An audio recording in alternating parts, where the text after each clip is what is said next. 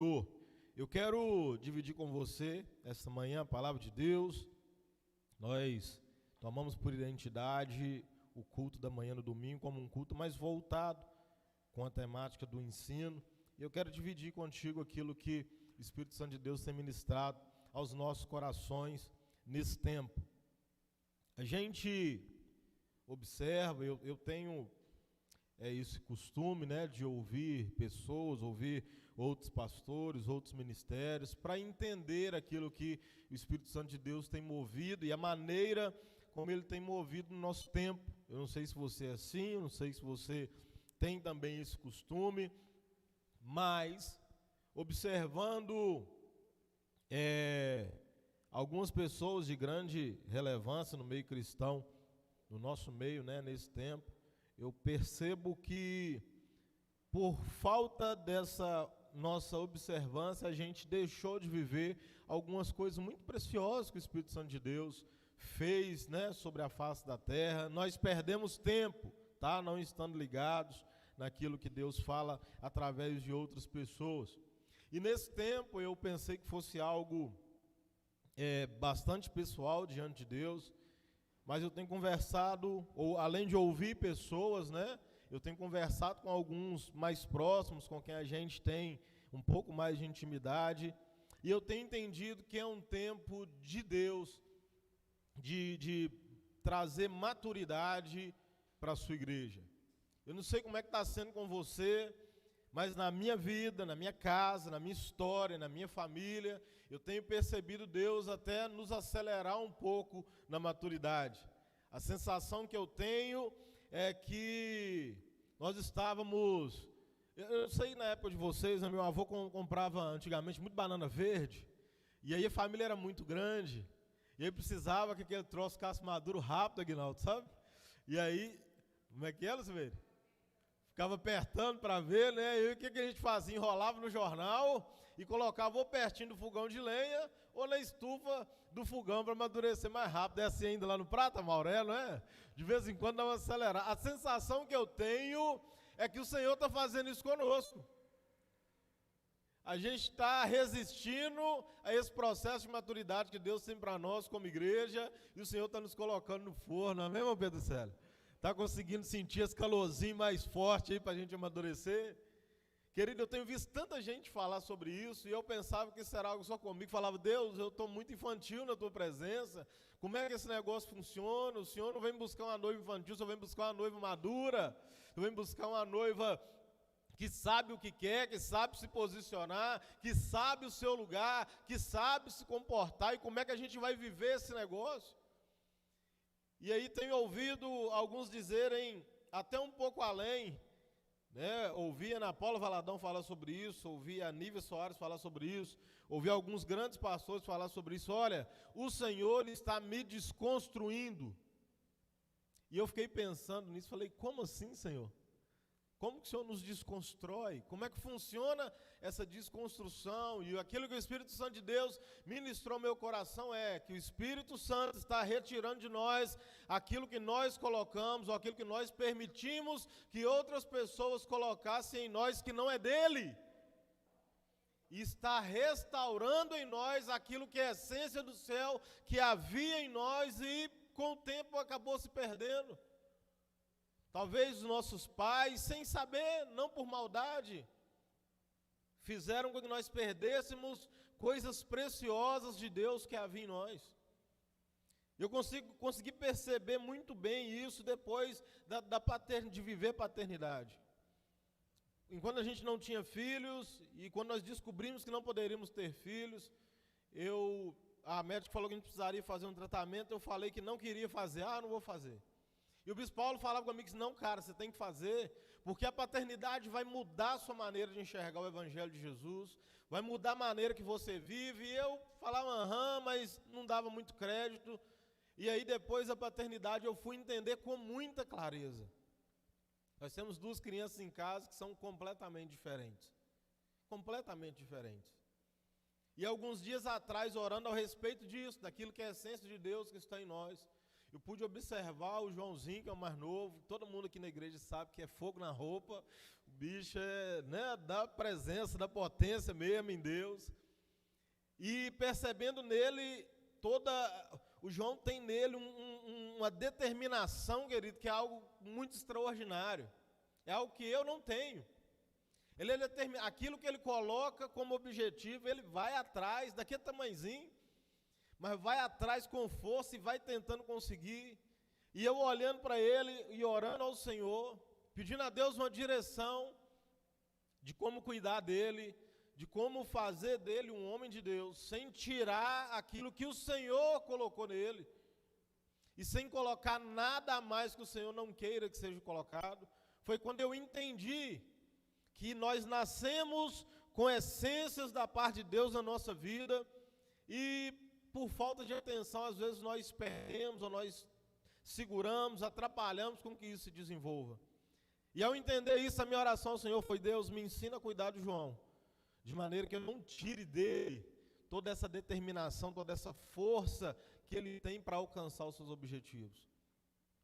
Porque antigamente os nossos pais, por falta de instrução, às vezes acabavam fazendo isso com a gente. Via uma criança como João, cheio de energia, cheio de força, de vontade, e tomava aquilo como teimosia, menino teimoso, ia, chicote. Mas é algo de Deus que há ali, na criança, na pessoa. E às vezes por não entender que isso é uma essência de Deus, essa determinação para conquistar, para avançar, a gente acaba atrapalhando, tentando tirar, ou cobrindo, ou forçando que fique encoberto algo, características que foi o próprio Deus quem colocou em nós, colocou nos nossos filhos, para que eles pudessem viver e cumprir o propósito dele sobre a face dessa terra. Eu estou falando isso para você porque há mais ou menos 2 ou 3 anos atrás, as minhas orações, a minha busca em Deus de melhorar, de crescer, de avançar, de me tornar a pessoa que o Senhor planejou que eu fosse, o Espírito Santo de Deus começou a me lembrar de áreas na minha vida, de situações que eu vivi na minha infância, onde eu não sofria de males que eu sofro hoje. E eu fui entender que, mesmo sem saber, algumas pessoas foram instrumentos do diabo para paralisar, para impedir que eu manifestasse algumas características ou alguma parte da essência de Deus que havia na minha vida. Quem me conhece mais de perto sabe que eu sou extremamente tímido. Você pode olhar para mim agora, ministrando a palavra para você aqui, já pode ter me visto cantando e tocando aqui, não parecer, mas eu, extremamente tímido, mas eu não era assim. O Espírito Santo me fez lembrar, e quando eu tinha de 6 para 7 anos na escola, teve um teatro na escola e eu me candidatei para participar desse teatro. Você consegue me imaginar, principalmente o pessoal mais antigo, me ver participando de um teatro? O Espírito Santo de Deus me fez lembrar de que uma vez teve uma atividade na sala, eu tinha 6 anos, eu lembro o nome da professora, eu lembro da situação, onde ela me pediu para fazer algo, e eu não consegui executar da maneira que ela me pediu, mas fiz de uma outra maneira, para não deixar de cumprir aquela atividade em sala de aula, e eu fui veementemente reprimido por ela. E ela disse: é melhor que você não faça, do que não fazer do jeito que eu te pedi. E esse troço me retraiu. O Espírito Santo começou a me trazer à memória características que eu tinha e que eu perdi na caminhada, porque eu fui abafado, eu fui impedido, eu fui obrigado e doutrinado a não deixar que essas características se manifestassem. Mas eu entendo hoje, uma visão que o Espírito Santo de Deus me deu, que era algo de Deus que precisava ser manifestado na minha vida para que eu pudesse tocar outros. Eu tenho certeza que se eu e você pararmos aqui 20 minutos, você vai conseguir se lembrar de alguma boa característica, de alguma boa essência do Espírito Santo de Deus que havia dentro de você, e o diabo ou as pessoas tocaram este lugar te impedindo de viver isso na sua história. Eu tenho certeza que se eu e você pararmos aqui 20 minutinhos, a gente vai conseguir se lembrar de coisas preciosas que o Senhor colocou em nós, tá? Enquanto nós ainda éramos gerados no ventre das nossas mães, que são dele, para que se manifestasse no corpo, para que fosse bênção no corpo, mas durante o processo a gente se perdeu. E tantas outras coisas que não são do Senhor foram colocadas em nós, a fim de, talvez, porque acreditaram que era o certo, ou porque é o que a comunidade pensava que é o certo. Sabe, querido, eu vejo isso acontecer na vida da igreja. Quando nós vamos estudar a história da igreja, a igreja sempre incomodou. A igreja nunca foi parceira do mundo. Na fundação da igreja, a igreja incomodava o império. A igreja era perseguida porque ela incomodava o império. A igreja ela era perseguida porque ela incomodava os religiosos. A igreja era perseguida porque ela incomodava os fariseus. A igreja nunca foi parceira desse mundo. Mas as características que o Espírito Santo de Deus começou a gerar na igreja foram se perdendo com o tempo. A maior estratégia do inferno foi trazer o cristianismo, foi transformar o cristianismo na religião do império. Porque agora não era perseguido, mas nós somos parceiros. A igreja agora é parceira do império, o cristianismo é a religião do império, mas precisa acontecer do nosso jeito. As igrejas vão ser assim. A palavra vai ser só em latim para pouca gente entender. As igrejas vão ser escuras, os vitrôs coloridos, bem estreitinhos, vai se lembrando aí, se não é assim. Muito escuro, você quase não vê quem está lá dentro. Não há interação social.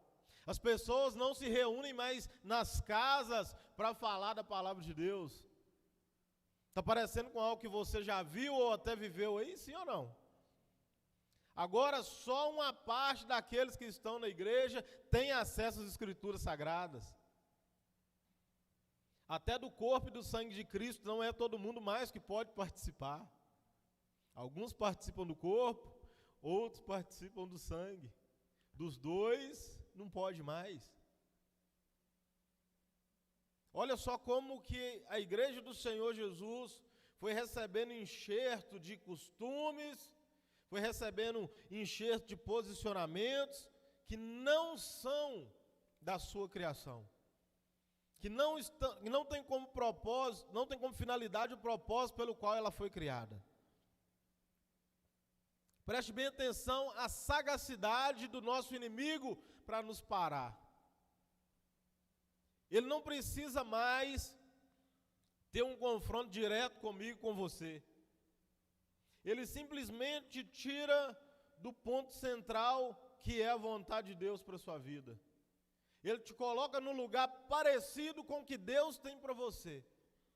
E você fica feliz achando que está certo, e ele fica feliz sabendo que você não está certo, e o nosso Senhor fica triste porque ele sabe que eu e você estamos fora do centro da sua vontade, não fazendo plenamente tudo aquilo que ele nos chamou para fazer. Os estudiosos, e ali atrás tem Rodrigo, dizem que nós somos o resultado das 5 pessoas com quem nós mais convivemos. É isso mesmo, Rodrigo? Mais ou menos isso aí. Mas só que do que nós estamos vivendo hoje. Agora, com quem você mais convivia do seu primeiro ano de vida até os 10? E dos 10 aos 20? E dos 20 aos 30? Hoje, eu quase mais não tenho um convívio frequente com aquelas pessoas que estavam nos primeiros 10 anos da minha vida. Os meus amigos da rua, a maioria já não mora mais por aqui. E os que moram, a gente tem pouquíssimo contato, só pelas redes sociais. Mas existem pessoas com que eu e você nos relacionamos. E estas pessoas podem nos influenciar, tanto para o centro da vontade de Deus, para a direção daquilo que Deus tem para nós, quanto para a direção contrária ao propósito de Deus na nossa vida. E quer queira, quer não queira, nós vamos influenciar e ser influenciado por pessoas. Quer você queira ou não, essa é uma realidade da nossa vida. Agora, o mais precioso é que eu e você tivéssemos o poder, por parte do Espírito Santo de Deus, de mais influenciar para o que é bíblico, para o que é certo, para o que a palavra de Deus declara que é o bom para nós, do que ser influenciado pelo mal. Mas eu sei que de vez em quando isso acontece. Nós somos influenciados para sair, para perder aquilo que é a essência de Deus na nossa vida. O Espírito Santo de Deus está trabalhando num processo de resgate, querido, da identidade, da essência daquilo que o Senhor nos criou para ser e fazer sobre a face da terra. E eu e você precisamos estar atentos a isso, nos sujeitar a isso. Eu sei que vão ter coisas que o Espírito Santo de Deus vai requerer de nós, vai precisar tirar da gente, que vai doer um pouco. Eu sei disso.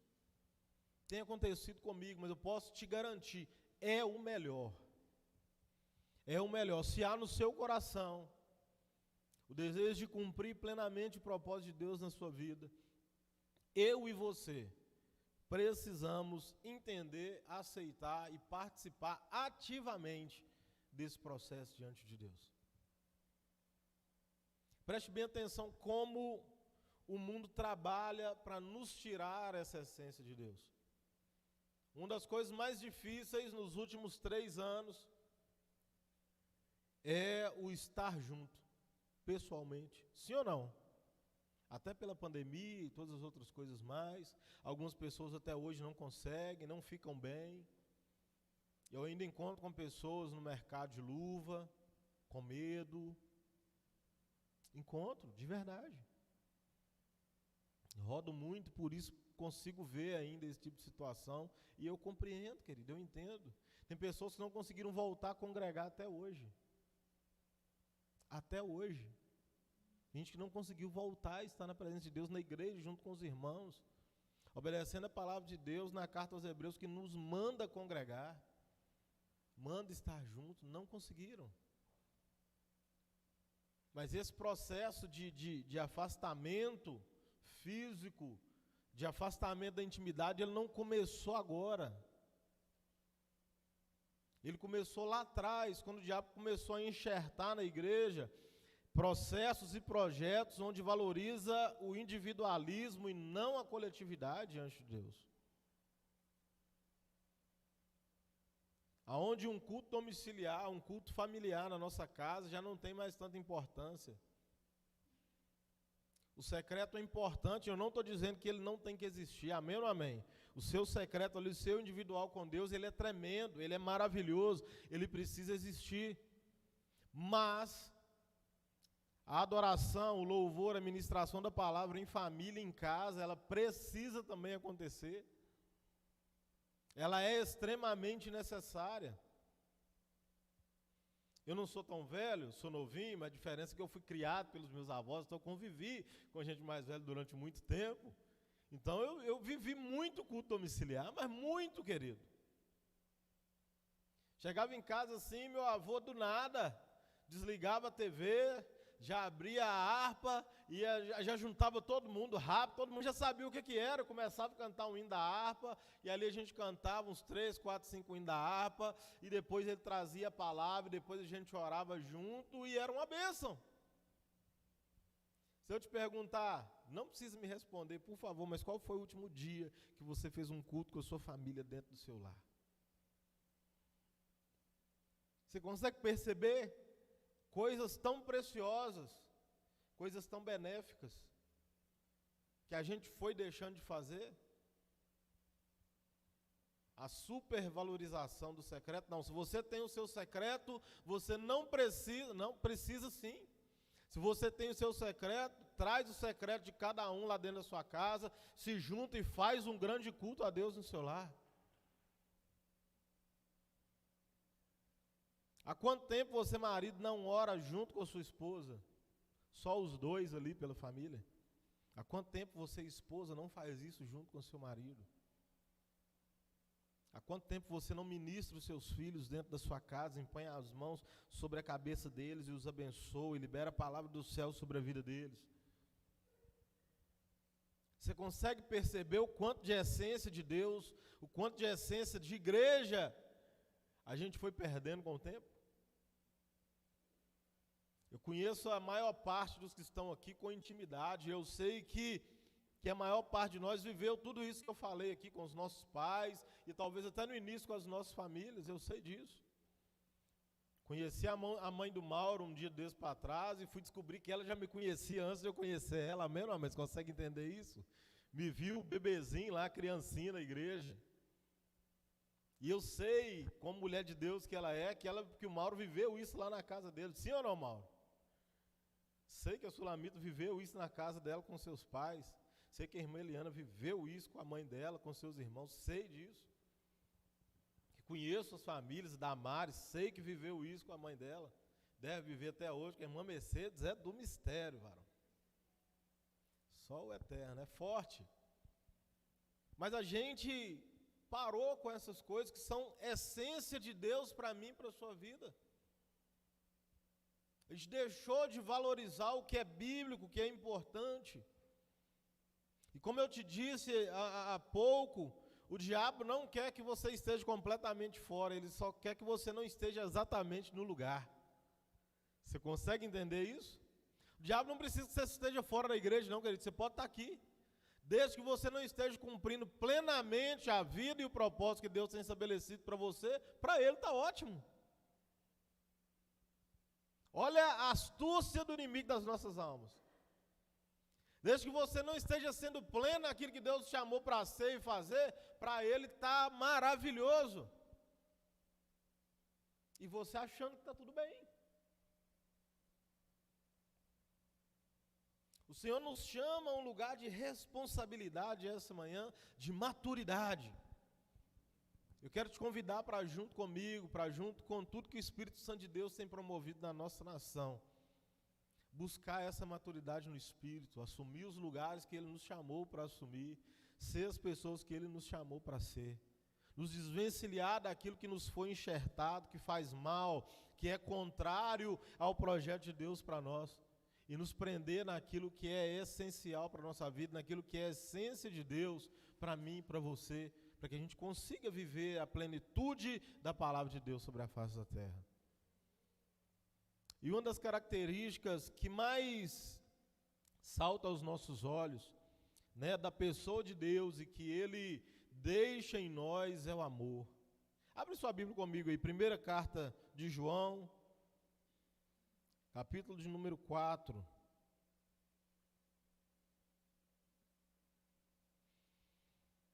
Primeira carta de João, capítulo de número 4. Lê comigo a partir do verso 7.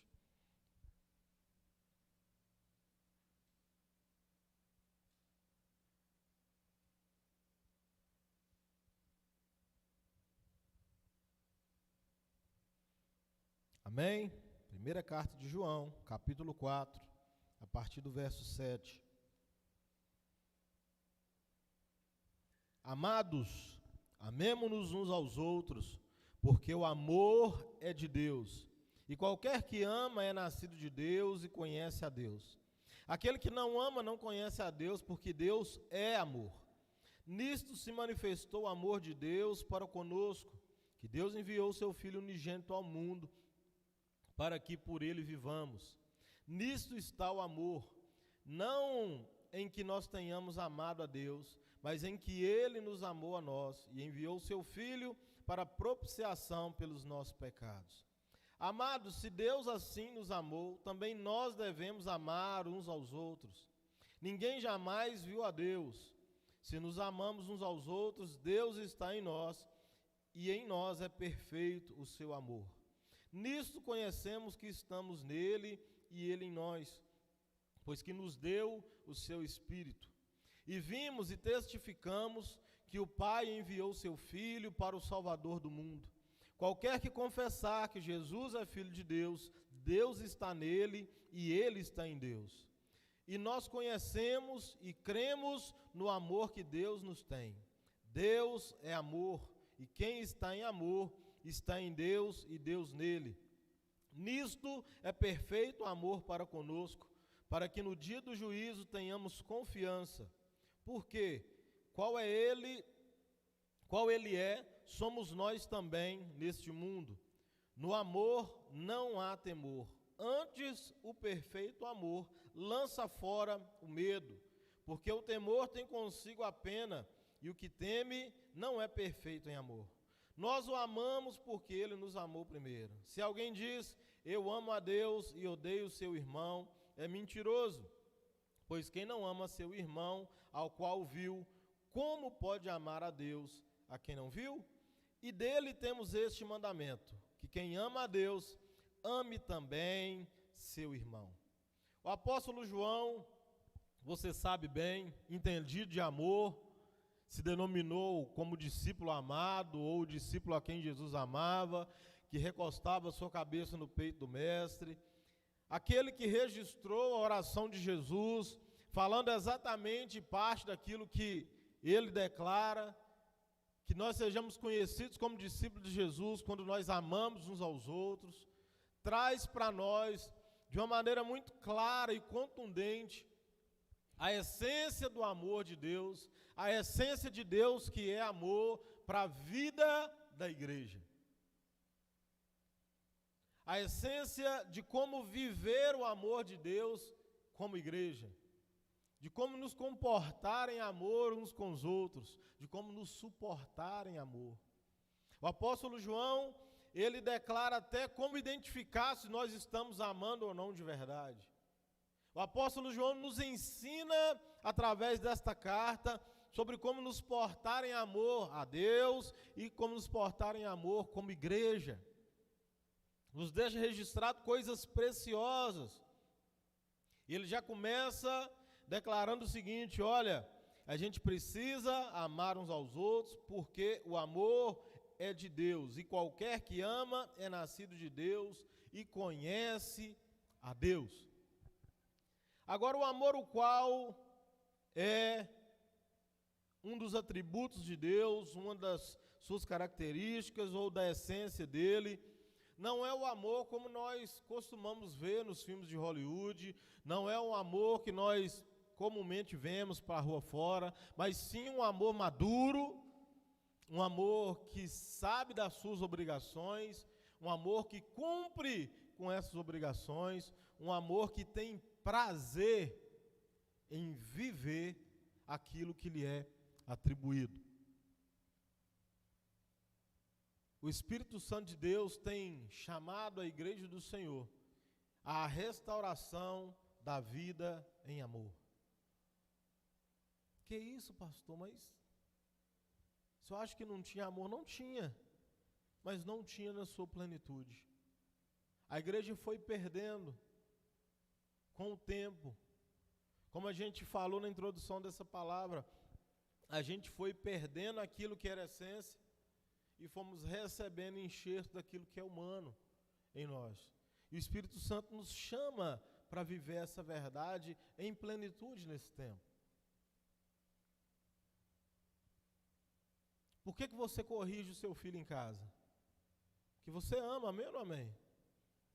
Pastor Rafael, lá da Lagoa do Pau, toda vez que ele vai exortar os filhos dele, e ele precisa corrigir lá com vara, precisa bater, eu acho ele muito engraçado. Ele fala assim, filho, papai está batendo, mas papai está corrigindo com amor.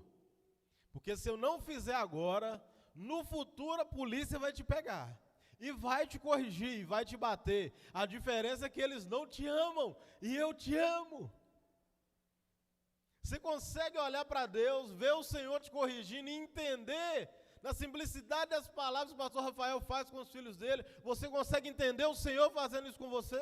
Porque a palavra de Deus é clara que o Senhor açoita aqueles que Ele ama. Sim ou não? Para que a gente no futuro não fique na mão do inimigo das nossas almas e ele nos bate, querido, e não é com amor. Amém ou não amém? Paulo, um claro exemplo, era esbofeteado por um demônio diariamente. E você acha que o maligno batia nele com amor, querido? Olha que sério.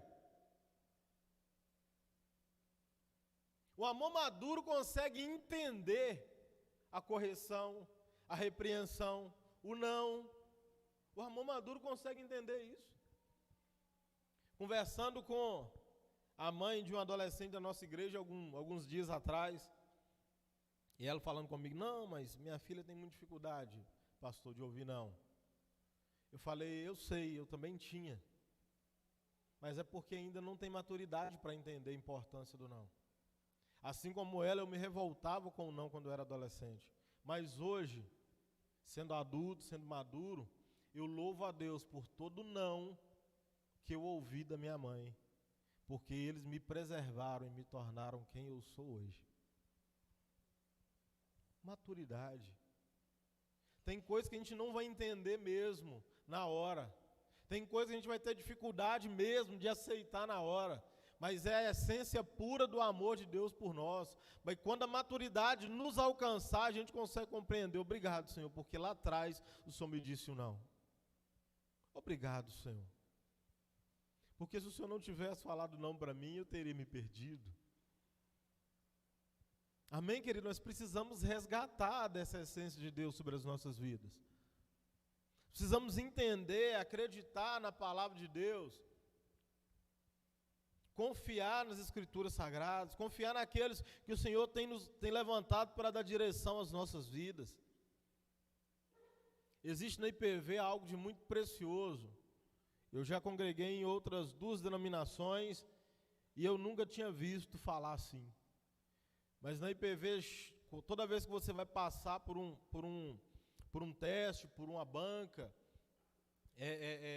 de avaliação para o chamado ministerial, eles te perguntam, você está disposto a obedecer às diretrizes, doutrinas dessa igreja, enquanto elas forem bíblicas? Uau! O que eles estão querendo dizer? Você fica debaixo da nossa autoridade, enquanto for bíblica a nossa direção sobre a sua vida. Quando não for, você tem liberdade para não obedecer. Que coragem! Você tem coragem de falar isso com seu filho? Fica debaixo da minha direção enquanto eu for um pai bíblico. O dia que eu não for, você pode sair. Você confia na sua fé em Cristo de verdade? Para ter coragem de dizer isso para o seu filho? Tem alguns pais que estão com o filho do lado aí, tem alguns filhos que estão no forno, né, irmão Pedro? Tem. Você tem coragem? O Roberto está ali, ó. Tem coragem de falar? Me obedece enquanto eu estiver debaixo daquilo que é bíblico. Meu Deus! Que forte! Essência do amor de Cristo por nós, essência do amor de Deus pela sua igreja. Que preciosidade! Mas precisa de coragem. Precisa, querido. Precisa ser exemplo. Precisa ser modelo. Dificilmente, hoje em dia, alguém vai conseguir fazer o que minha mãe fez no passado. Minha mãe, infelizmente, é desviada dos caminhos do Senhor desde quando eu nasci. Mas ela nunca permitiu que eu estivesse fora. Mas a minha geração não tinha o volume de informação que essa geração tem. Minha mãe era da geração, faz o que eu mando, não faz o que eu faço. Mas hoje em dia, se a gente não for um excelente exemplo dentro dos nossos lares, a gente perde a nossa família. Antes de perder ministério, antes de perder chamado, antes de perder qualquer... Nós perdemos que o Senhor nos confiou de mais importante que a nossa família. O Senhor está nos chamando para esse lugar, amém? Amém ou não amém, querido? Você quer chegar lá junto comigo? Eu quero chegar junto com você. Quero que a minha família chegue também junto com a sua família. Grande e sublime dia diante do trono do Senhor, quero estar junto, quero poder olhar para o lado assim, achar você lá junto comigo e a gente entrar naquele mistério espiritual que não vai precisar parar, que vai ser algo tremendo. Eu quero estar lá com você. Mas nós precisamos nos sujeitar juntos a que o Espírito Santo de Deus tem nos chamado nesse tempo. Não tem como a gente dizer, palavra de Deus, que ama a Deus sem amar o nosso irmão. E João no verso 12, no verso 10, ele diz que o amor de Deus para nós não é um amor só falado. Todo amor, querido, ele precisa de uma demonstração real. Um amor só falado não é amor, querido. E João declara o seguinte: olha, Deus nos amou tanto que Ele mandou Jesus para morrer. A prova do amor de Deus por mim e por você é Cristo crucificado.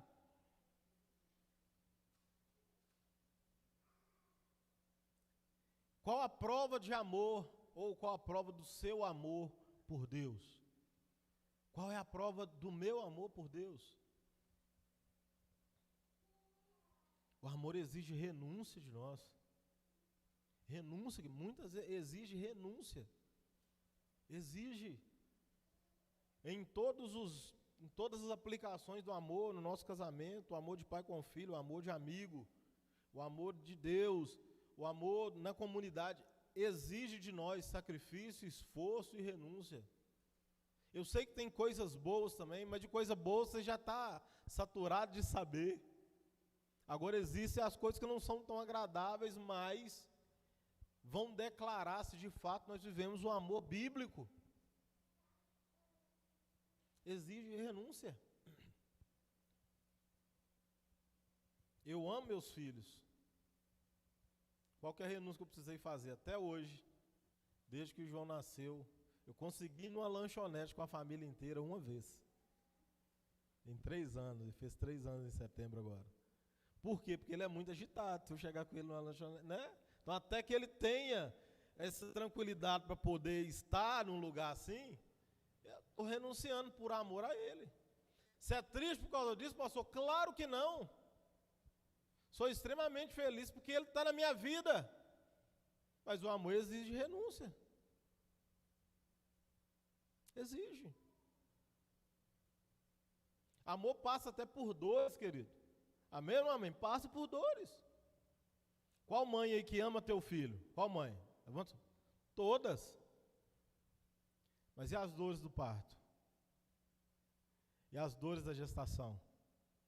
E as noites sem dormir? E as preocupações? E tudo isso mais? É fácil isso tudo? Não é, eu sei que não é, querido. Mas você trocaria o seu filho para não ter essas dores? Amém ou não amém? São coisas simples do nosso dia que passam desapercebidos. Mas a gente olha e fala assim: ah, mas com meu filho eu até faço demonstração de amor.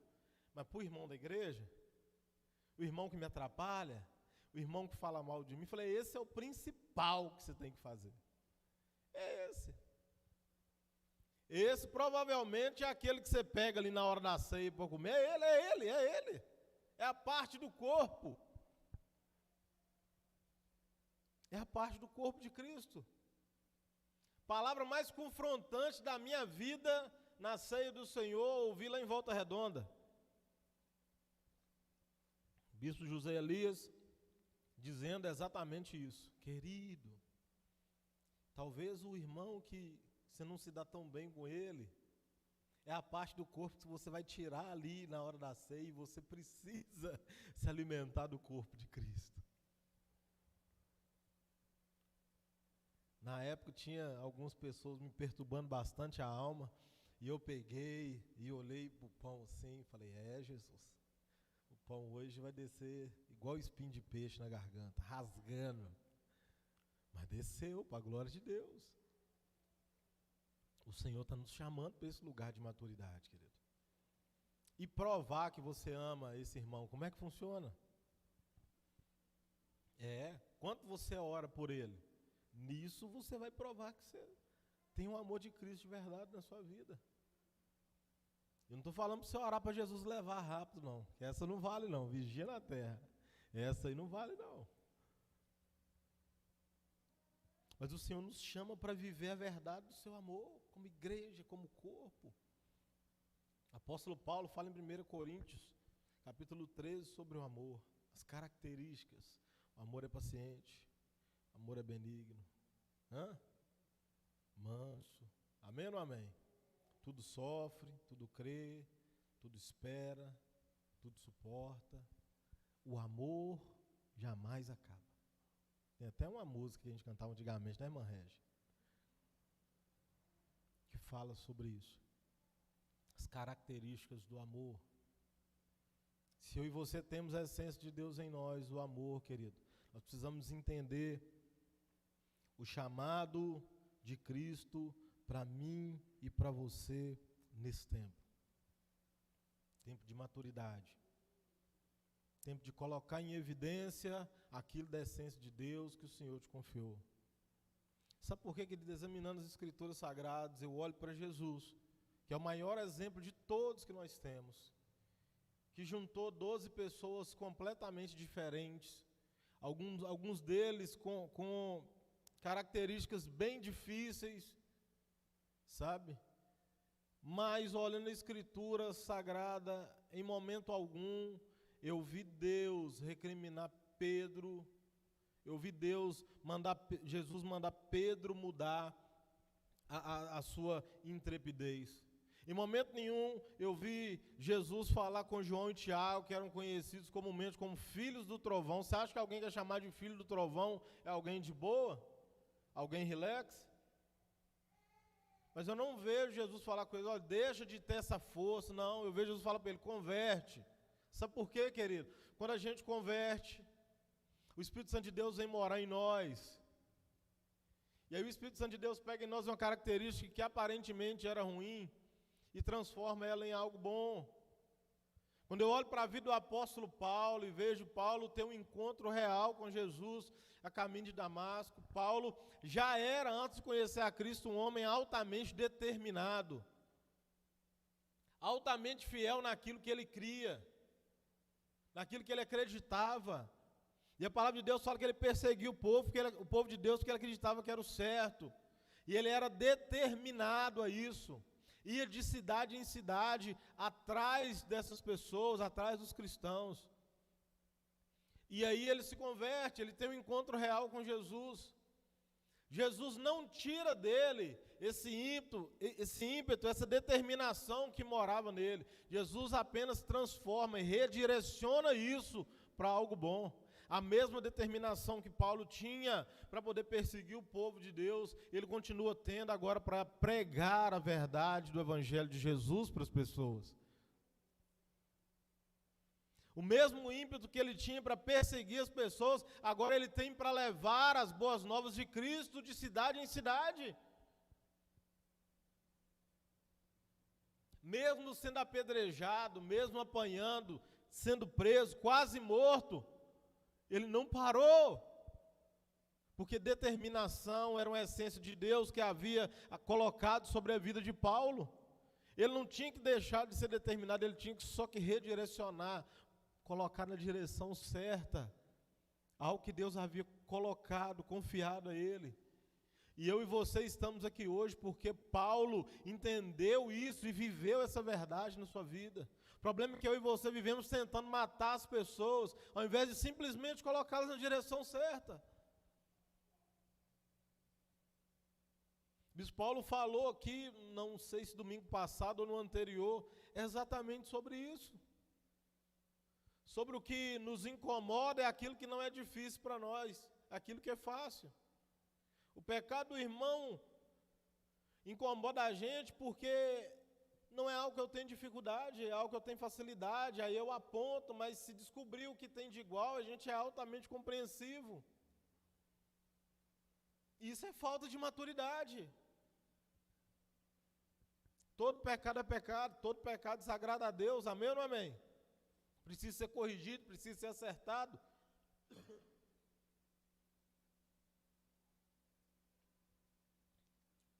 Mas as características que os irmãos têm de diferente de nós, não é para a gente condenar. Se o Senhor te colocou como algum tipo de autoridade sobre a vida de alguém, usa o que você tem diferente para completar aquilo que você está fazendo. Se você não tem essa determinação toda, Deus vai colocar alguém do seu lado que é assim. Mas não é para você bater, não é para você recriminar, não. É para te completar. E a gente precisa entender isso.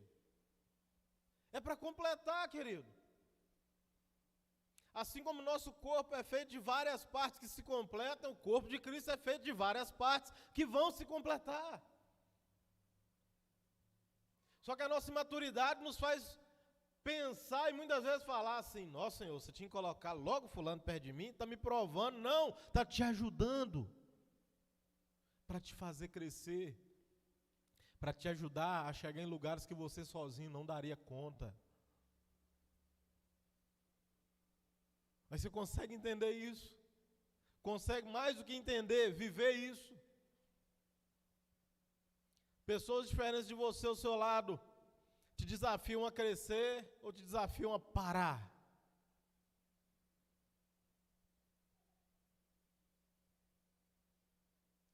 Mexe com você isso para o bem ou para o mal. E é o seu olhar diante dessa situação que vai dizer se o seu olho é bom ou se o seu olho não é bom. E a palavra diz que se o olho for bom, todo o resto fica bom. Então vamos orar para que o Espírito Santo de Deus mude o nosso olhar nessa manhã. A gente consiga olhar com maturidade aquilo que o Senhor tem nos desafiado a viver. Olhar com maturidade aquilo que o Senhor tem colocado como essência dele em nós e naqueles que estão ao nosso lado. Imagina que soberba a gente seria se a gente tivesse tudo de Deus em nós de uma vezada só. Imagina. A gente não tem, a gente acha que a gente é muito bom. A gente tem uma coisa, a gente já acha que é o cara. Eu faço um negócio mais ou menos, eu já me acho superior a todo mundo. E você consegue entender como que é uma imaturidade isso? O apóstolo Paulo começa o seu ministério falando que o maior de todos os apóstolos sou eu. Ele começa falando assim: eu sou o maior dos apóstolos, nem andou com Jesus, mas eu sou o maior. E ele começa falando assim. Mas no final da vida de Paulo, o que ele fala? Eu sou o menor de todos. Uau! Entendeu a essência de Deus na sua vida plenamente? Você consegue olhar para você hoje e se enxergar como Paulo se via, o menor de todos, ou você ainda acha, não, eu não sou maior e nem o menor. Eu estou ali, intermediário. Como é que você consegue se ver hoje? Ou você ainda acha que você é o maior? Como Paulo começando seu ministério.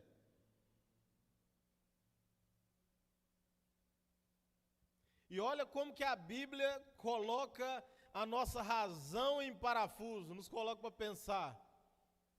O cara que morava no deserto, que não tinha roupa chique, que não tinha da melhor comida, que era João Batista. O testemunho do Filho de Deus a respeito dele é: dos nascidos de mulher, não há ninguém maior. Hein? Mas hoje, como que você mede quem é maior e quem não é? Pelo carro que ele tem? Pelo bairro que ele mora? Porque ele pode ter uma casa maravilhosa. Se ele morar num bairro ruim, ele não é isso tudo, não. Então é o bairro e depois a casa que ele mora. Pelas roupas que ele veste, pelos lugares que ele frequenta. Eu não estou falando que é errado isso não, amém ou não amém, querido? Você pode ter uma casa excelente, num bairro maravilhoso, um carro top de linha, vestir as melhores roupas e tudo isso na sua vida, glorificar o nome do Senhor. Amém? E você pode também não ter nada disso e a sua vida glorificar o nome do Senhor, amém ou não amém? Mas a grande questão é como você se vê nessa história. Há muitos anos eu ouço o Paulo dizer algo, filho, infelizmente. Quem tem menos poder aquisitivo financeiramente são os mais orgulhosos. E eu não entendia isso. Eu não conseguia aceitar isso. Não conseguia. Mas por quê? Porque eu era imaturo. Ele já pastoreia muito mais anos que eu. Já viveu muito mais que eu. Sabe do que está falando, e aí eu comecei a ver, comecei a viver, vivenciar, e hoje, infelizmente, é uma realidade. Na sua grande maioria, quem tem menos poder aquisitivo são os mais orgulhosos. Os mais orgulhosos. Os mais. E a gente precisa ter maturidade para ajudar essas pessoas. Primeiro, maturidade para enxergar em nós aquilo que nós precisamos mudar, ser transformados. E depois, maturidade para poder ajudar os outros. Quer fazer um exercício para saber se você tem a essência de Deus? Muito fácil, abre sua Bíblia comigo. Carta de Paulo aos Gálatas, capítulo de número 5. O apóstolo Paulo deixa muito claro quem é quem.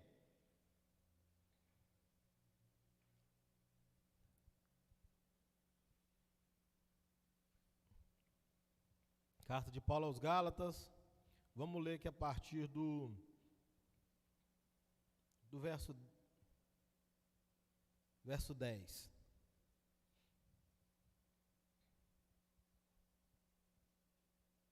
Não, vamos pegar do 13.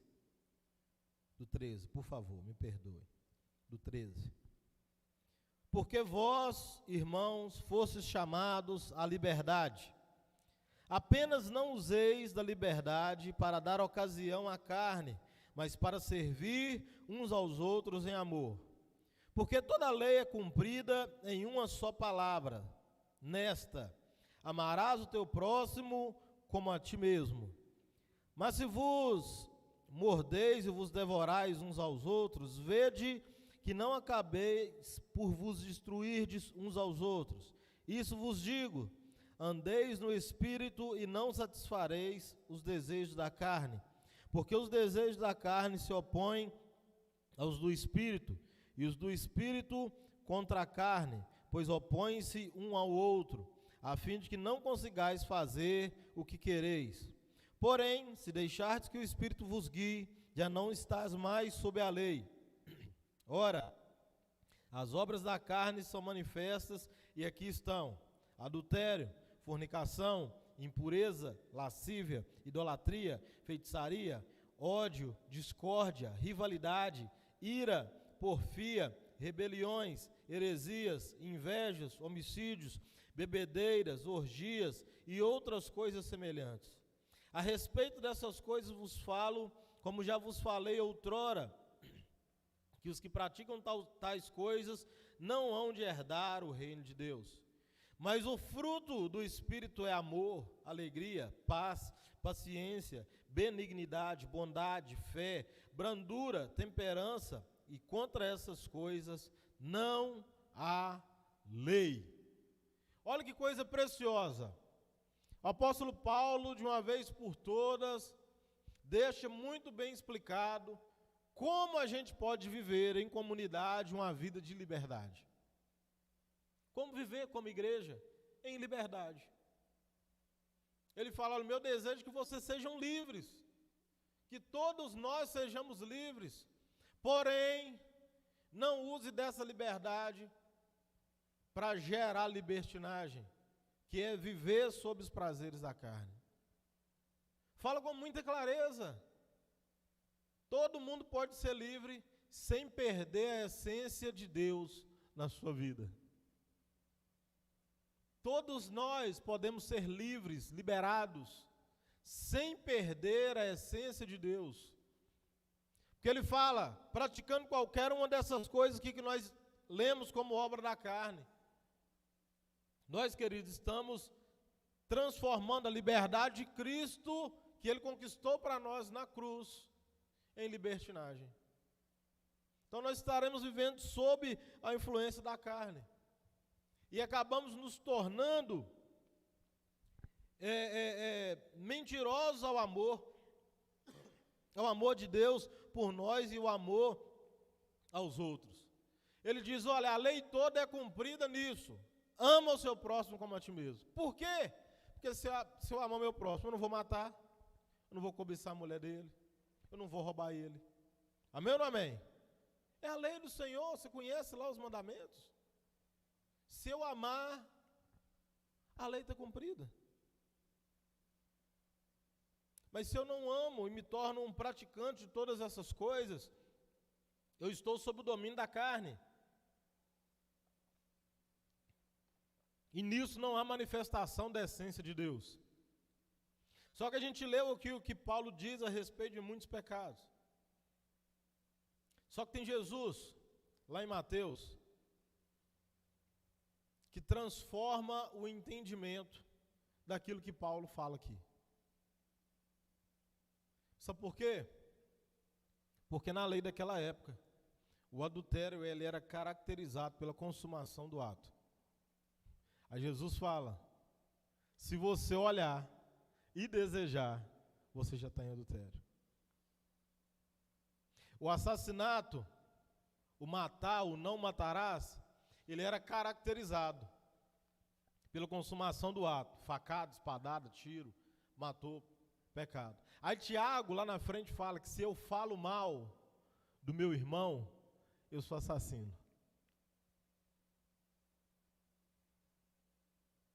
A idolatria remete lá em Êxodo, quando Deus fala para o seu povo, olha, não farás para você imagem de escultura, e tal, e tal. Você conhece bem.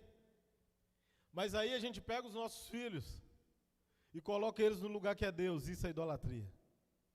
Aí a gente pega nosso carro, a nossa casa e coloca no lugar mais importante que Deus. A gente pega o nosso trabalho e coloca no lugar de Deus, isso tudo é idolatria. Você consegue entender como é que as coisas são mais ampliadas e a gente precisa estar atento ao que a palavra do Senhor Deus nos diz? Porque se a gente de fato vive a essência do que há de Deus em nós, o matar para mim não precisa ser caracterizado pela consumação do ato, mas aí eu não vou falar mais mal do meu irmão. Se eu não tenho o poder de ajudá-lo, de contribuir na vida dele com algo da parte do Senhor, que eu fique calado. Deixa eu aprofundar um pouquinho mais o negócio com você. Talvez você não fala, mas você ouve, e aí você também está errado. Fulano de tal foi lá em casa, e falou do fulano isso. E aí o que você falou? Falei nada, mas você emprestou seu ouvido. Eu estou falando o que você falou, não é se você falou do outro, não é se você deixou? Por que você não falou com ele? Vai edificar, você falou com ele, nós vamos orar por ele aqui, a gente vai lá na casa dele, falar com ele depois, ajudar ele a melhorar. Não, então nem me fala, não quero saber. Se eu não tenho poder de contribuir positivamente, segundo as Escrituras Sagradas na vida desse irmão, eu não tenho direito nem de me emprestar o ouvido ao assassino, que vai lá falar mal de alguém na minha casa. Amém ou não amém, querido? Se há a essência do amor de Deus em nós, e hoje a gente precisa encontrar na nossa vida o fruto do Espírito de Deus, precisa ter evidência disso. Um fruto, como uma grande tangerina, mexerica, como você quiser falar. E cada gomo dele é um do que nós lemos. Tem amor, tem paciência, tem alegria, tem paz, tem benignidade, tem bondade, tem fé, tem temperança. Você consegue manifestar alguma ou algumas, dessas partes do fruto do Espírito Santo de Deus na sua vida? Talvez você não consiga manifestar alguma delas, mas aí Deus coloca do seu lado alguém que manifesta para te contagiar com isso.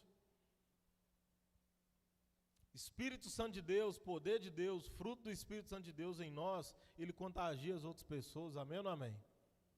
Você já viu quando a igreja está naquela unção e aí tem uns irmãos que estão quietinhos, aí vai o outro que está cheio do poder de Deus, encosta e pega e o negócio passa? O fruto do Espírito também é assim. O Senhor coloca, se você tem problema em ser alegre, o Senhor coloca uma pessoa cheia de alegria do seu lado todo dia para te contagiar com isso. Só que em vez de você olhar para isso com um olho bom, você olha com crítica. Por que esse cara só fica rindo? Mordi de lagartixa? Antigamente eles falavam isso, Quem ficava muito rindo, porque a lagartixa mordeu. Tinha esse negócio. Morreu rindo. E era cheio das histórias, ninguém sabia quem que era, Um dia, uma lagartixa mordeu fulano de tal, morreu rindo. Falei, que legal. Mas Deus coloca alguém que é muito pacífico do seu lado, e você é do brigador, Você é aquele que quer brigar toda hora. Aí Deus coloca um pacífico do seu lado que não quer brigar hora nenhuma. E aí você fica irritado. Não, querido, Deus está colocando ali para Ele ministrar a sua vida. E você está rejeitando a demonstração do amor de Deus por você mais uma vez. Aquilo que me falta está no Juninho. E eu posso olhar isso com o olho bom e colar com ele para receber o que tem de Deus na vida dele para mim. Eu posso olhar, aparecendo. Está querendo aparecer lá. Não, querido, maturidade. Ninguém é pleno em tudo, amém ou não amém? Ninguém é. Nem eu e nem você. E o Senhor nos juntou exatamente por isso. Para que o que eu tenho da parte dele que você não tem, eu possa derramar sobre a sua vida. E para aquilo que você tem e eu não tenho, seja derramado por você na minha vida. E cabe a nós nem reter aquilo que nós temos para poder ministrar na vida do outro, e nem rejeitar aquilo que o outro tem para ministrar de Deus em nós.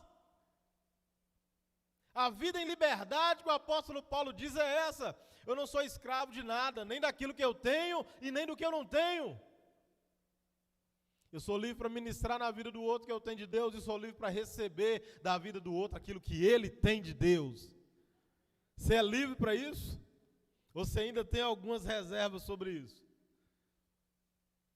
A gente precisa ser livre para isso.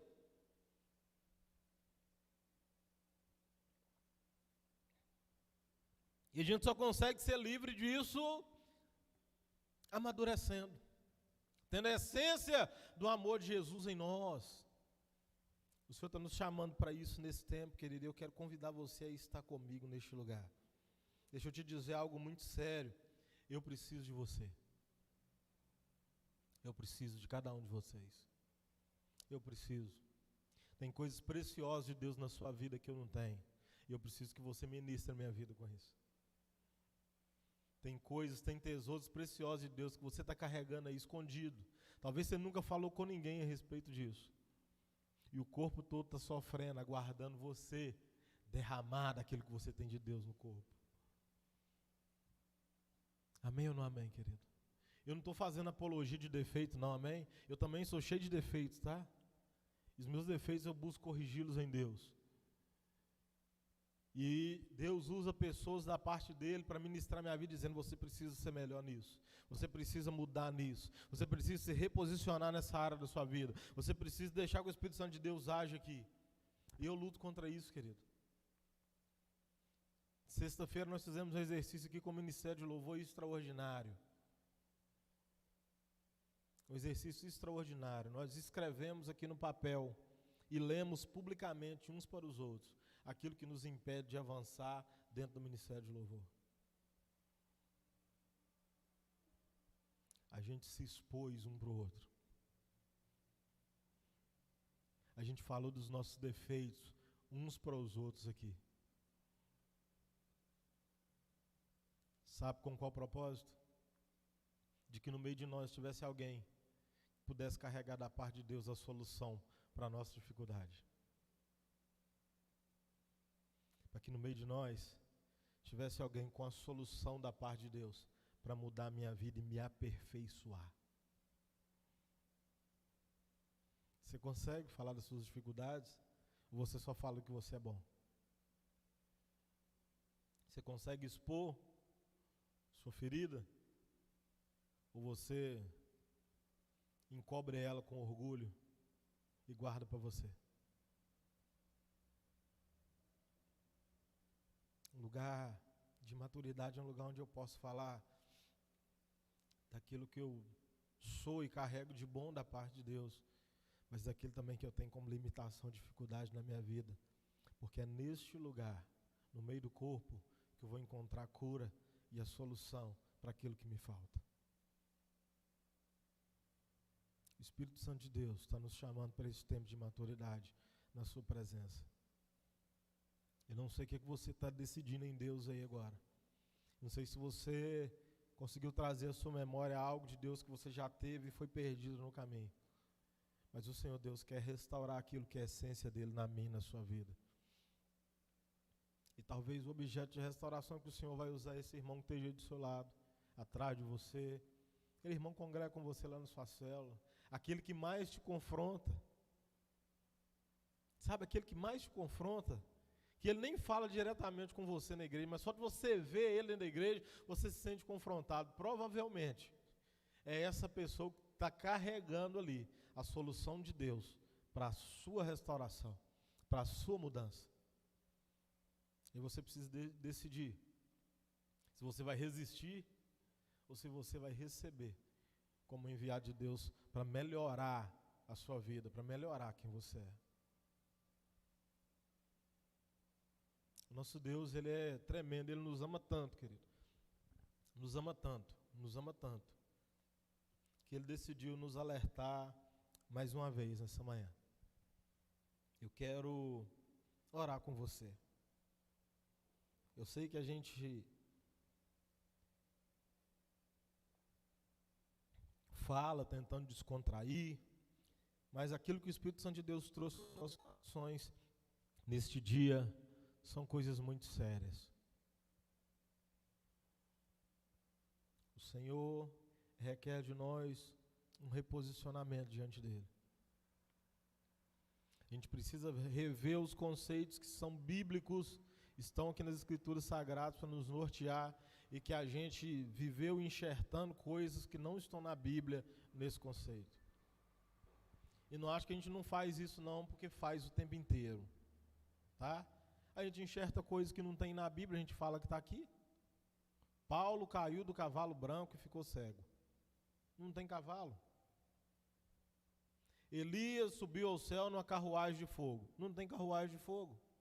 Pode ler lá. É um redemoinho de fogo. Mas não tem carruagem. Tem de bom ânimo, eu venci o mundo, vós também vencereis, né? Já vi gente pregando essas coisas. O vós também vencereis não está lá. Então o ser humano tem essa mania de enxertar as coisas do que está na Escritura Sagrada, para tentar atender a expectativa da sua alma. Por isso que eu quis ser bem enfático. Eu sei que eu li 2 textos muito grandes, mas a gente precisa falar, viver o que está escrito. E só o que está escrito. Para de enxertar. Amém ou não amém? A gente precisa ter essa clareza. O Senhor é misericordioso. Está nos chamando a viver a alegria do amor de Deus no meio do corpo de Cristo. Querido. Aceita isso. Do mesmo jeito que você olha para algum irmão e acha que ele é uma pedra no seu caminho, você também pode ser uma pedra no caminho de alguém. Mas aí é você que vai decidir. Essa pessoa que você acha que é uma pedra no seu caminho, você pode usar ela para estruturar, para fundamentar a sua vida em Deus. Ou você pode enxergar ela como uma pedra de tropeço na sua história. É o que a gente falou lá no começo, se o olho for bom, o resto é bom. Alguém que é uma pedra no meu caminho pode ser um fundamento de Deus para me ajudar ali, a alicerçar a minha fé, alicerçar a minha esperança em Cristo, alicerçar quem eu sou nele. Eu posso querer, como uma pedra de tropeço, apenas retirar e jogar para longe. Mas é o seu olho que vai determinar como você enxerga as pessoas que Deus está colocando na sua vida. É a maneira como você vê. E o Senhor nos convida a enxergar em amor. Pois toda a lei se cumpre nesse mandamento, como o apóstolo Paulo diz. Amemos uns aos outros. E sabe o que é o mais interessante? É que o Senhor nos chama para aproximar dEle, para nos tornar parecido com Ele, só que humanos, não alienígenas. E a gente acha que o avançar da nossa espiritualidade nos torna menos gente. E a gente está enganado. Porque toda vez que eu olho para Jesus, e Jesus despinça de toda a sua glória, se diminuindo para chegar na condição humana, eu vejo Jesus cheio de graça, cheio de amor, cheio de misericórdia, cheio de humanidade, tocando a vida das pessoas. Amando aqueles que eram rejeitados. Levando palavra de esperança e salvação para aqueles que todos queriam que morressem, os publicanos. O povo odiava os publicanos porque eram cobradores de impostos do império. Gente do próprio povo que trabalhava para o império, e às vezes roubava mesmo, pegava o que era mais para si. A gente vê Jesus aceitando dois, Mateus e Zaqueu, levando salvação para a casa dos dois. É Jesus sendo humano, nos ensinando como ser humano de verdade. Nos ensinando que na condição humana ainda há esperança, se a gente permitir que esse verdadeiro amor relatado nas Escrituras more dentro de nós e gere em nós transformações, evidencie em nós as suas características, bondade, mansidão, fé, domínio próprio, temperança. É assim que a gente vai viver. Eu quero orar com você em favor disso essa manhã. Se você deseja, pode, fique de pé.